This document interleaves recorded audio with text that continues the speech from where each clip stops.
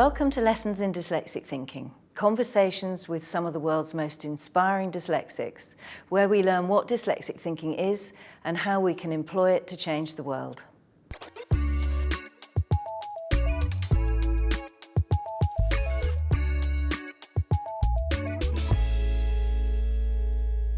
I'm very, very happy to be here today with Dr. Bob Ballard, who is a deep-sea ocean explorer. Bob discovered the Titanic. Nobody else could find it. Bob found it, and he often says that it was his dyslexic thinking that helped him to find it. Bob, tell me a little bit more on that. I know you talk about your imagination and curiosity and how that helped you to find the wreck of the Titanic, but how did that work for you? Well, you know, dyslexics make great explorers. And also, you have to understand the world I go in is totally dark. You can only see a few feet. So you have to form mental images in your mind. And I thought everyone could do that because I didn't know I was dyslexic till fairly late in life. And there's another great saying my little daughter who's dyslexic gives me. It says, "Not all who wander are lost." And so I'm a wanderer, but I'm very comfortable. And so when I'm working down in the deep sea, I form mental images in my mind of the landscape I can't see. But it was really the secret mission that I did before I found the Titanic that taught me how to find the Titanic. Because we lost a nuclear submarine during the Cold War, along with its nuclear weapons. And I was a commander in naval intelligence, and I was sent on a mission to find those weapons, determine if the Soviets had been there, a bunch of things. But I needed a cover story, so the Titanic became the cover story because it was nearby. And so I had to go out and look at the Scorpion first, and my commanding officer said, "We want you to map every square inch of it." Well, it turns out it was massive destruction on its sinking. It reached collapse depth, it imploded, and it scattered. But I was expecting to see a pile of stuff. So when I went down there, I said, well, let's start out here where there's nothing, and then I come in and I came across the debris, went out the other side, came around, came in, and expected to go out the other side, and it didn't. It went on and on and on and on and on. And I began, again, seeing patterns, and it turned out that what happened was the current, the lighter things were in the current longer.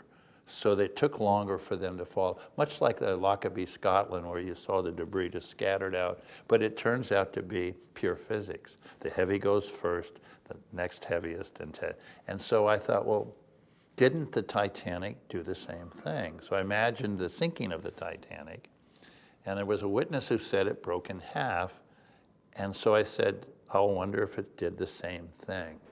And so I applied that same, logic. And I said, see, I wasn't supposed to find the Titanic. The French were supposed to find it, and they didn't. So I was supposed to come in and film it. And I only had 12 days, so they had months. So my problem was how am I going to find the Titanic with a flashlight? Because I wasn't supposed to.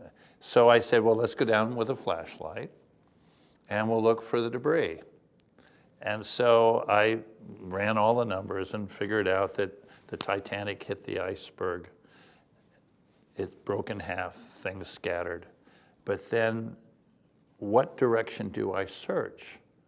Well, what's the lightest object to come out of the Titanic? Well, the lifeboat. So I said, well, let's start where they found the lifeboats. You never want to go where they think it is because it's never there. And then head up towards the Labrador Current. But big swiping lines. So I got it in the 9th day. I picked up the debris field and walked it in.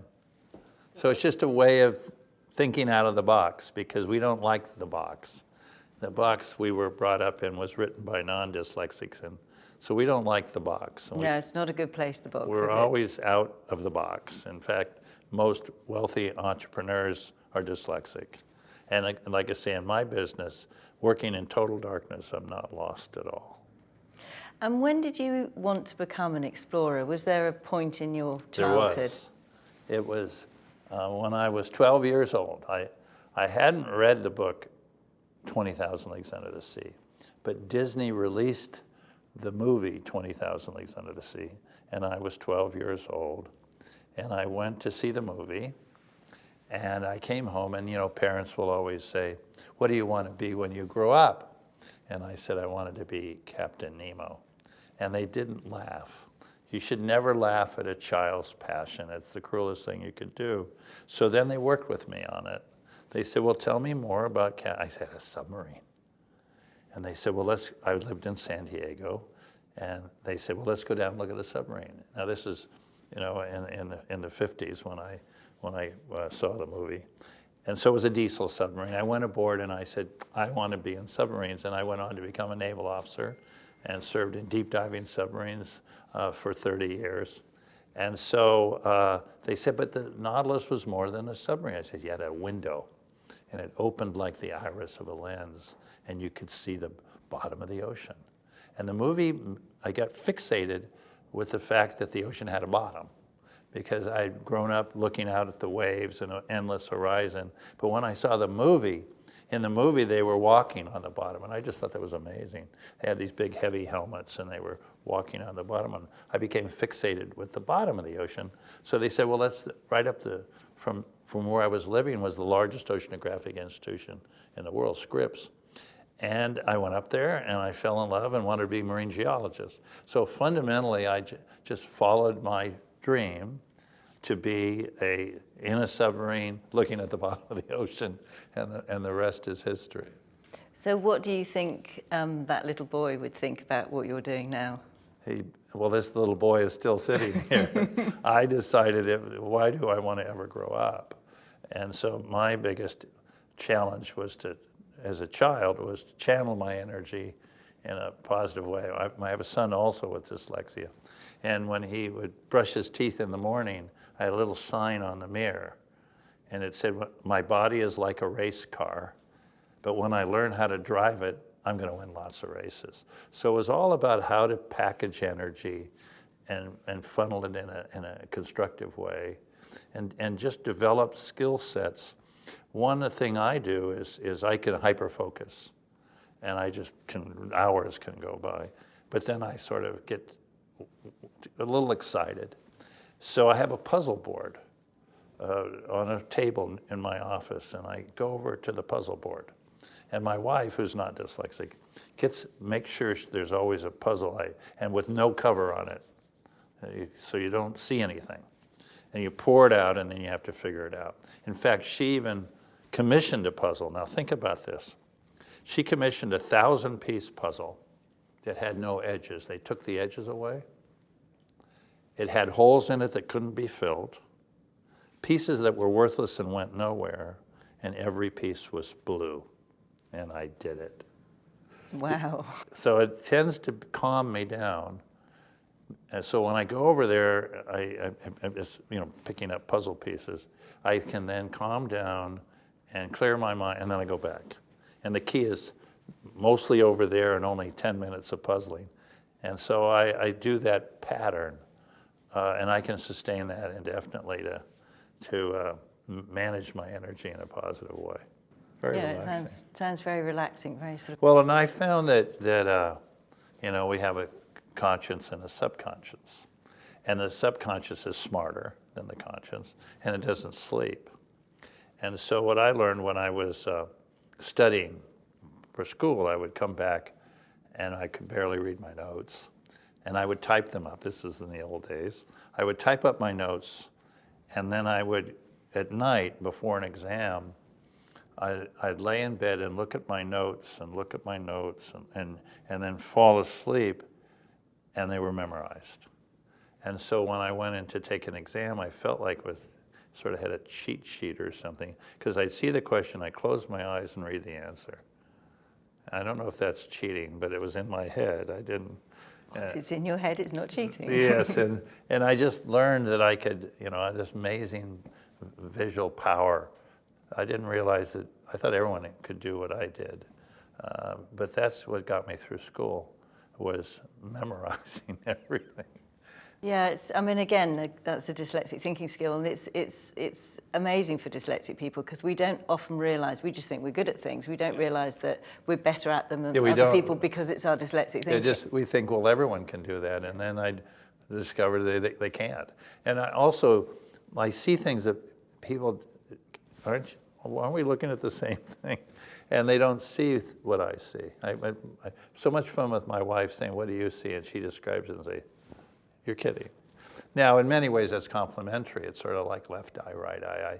I think, we have two eyes, but when you grow up, you're looking at life through that one eye, and you form a tremendous opinion about it. And then you meet your other half, which was my wife, and she sees it with the other eye. But together we see in stereo. So I always curious what she sees, and she's always curious because we see the world very differently, but it's complementary. Oh, that's lovely. Both my husband and I are dyslexic, but we still see things slightly differently, but we're also very alike. I just love standing in my command center. If you go into my command center, there's like every conceivable monitor in the world, gadgetry all around me. And I stand in the middle of it, and I take it all in, and then I know where I am. I remember when we found the Titanic with a robot, and then we came back the next year with a submarine. And so we're going to go down and see it for the first time. And so we got in the submarine. It's 4,000 meters, so 13,000 feet. And as soon as we launched the submarine, everything went wrong. The sonar went out, so we were blind. The tracking system went out, we didn't know where we were. Alarm buttons, waters were coming into the battery system, and the pilot wanted to abort the dive, but once you flood your tanks, you're in free fall. And I said, keep going, I know where I am. He said, well, I don't. And I said, I'm pretty sure I know where I am. And so we landed on the bottom of the ocean, pitch black. Look out the window, it's mud. And he said, well, smarty pants, where's the Titanic? And I went, it's over there. And it was. And again, at that time, I didn't know I was dyslexic, and I didn't know how I knew it was over there. But somehow I knew. And that's what's really amazing, because I spend my life going where no one has ever been. All my life, I go to sea, to a place no one has ever been. And it's so comfortable. Oh, it's fantastic. And tell us, where do you think your dyslexic thinking is going to take you next? Because I think it's somewhere very exciting. You never know. I get crazy ideas, and my wife says, did I shake coconut trees? And she has to catch them. So what I've learned with my dyslexia is surround yourself with people that are really into the details and know when to give it up, hand it off. I tend to go in 15-year cycles. I dream up something crazy that's going to take. I don't like small mountains. I like tall ones. And the nice thing about tall mountains is very few people are on them. So it's not very crowded. And so I sort of dream up something I want to do. And then I organize it, I get going, and then I get it up and running, and then I hand it off and dream up something else. And so I do about a 15-year cycle of ideas and hand it off and hand it off. And tell us about Cleopatra. Well, I get phone calls from people. And I got a call in August from a woman I had never heard of who said she thinks she knows where Cleopatra's lost tomb and that of her husband, Mark Antony. And naturally I perked up, and I never thought about I knew of Cleopatra. I naturally saw Elizabeth Taylor and Richard Burton in the movie, which is really not a very good portrayal of the real Cleopatra. But anyway, so I just got interested in what she was saying, and I said, well, let me think about it. So I went Googling around and started learning about her, and I saw me and her. Here was someone with a dream. Everyone was telling she was nuts, and she didn't know what she was talking about. I said, I've heard that. So I said, all right, let's do it. So I just was with her in Egypt just a couple days ago, where we were setting up the whole expedition, and we're going to stay tuned. It'll be the month of September. Oh, that sounds absolutely amazing. Yeah, and then after that, I hopefully get another shot at Amelia Earhart. But I'm actually a serious scientist. I actually do some serious science as well.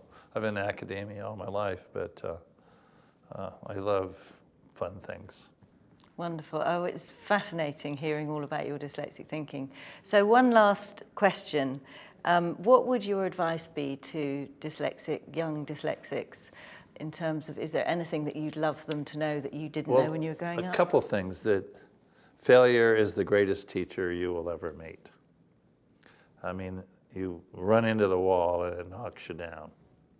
And we get knocked down. But if you're not pursuing your passion, you won't get up. So whatever your passion is, don't let your parents, don't let anyone ever talk you out of your passion, even if it's crazy like becoming Captain Nemo. I think I'm a vivid example of a crazy idea that became a reality, and my ship is naturally called the Nautilus. But anyway, it's really follow your passion. And you determine when the game's over. And if you never give up, you can't lose. So yeah, pick yourself up and keep going. Wonderful, fantastic advice. Thank you so much. It's been a real honor talking to you. Thanks for having me. Join me next time when I'll be talking to a very special guest who uses her dyslexic thinking to help us change the world for the better. Her Royal Highness Princess Beatrice.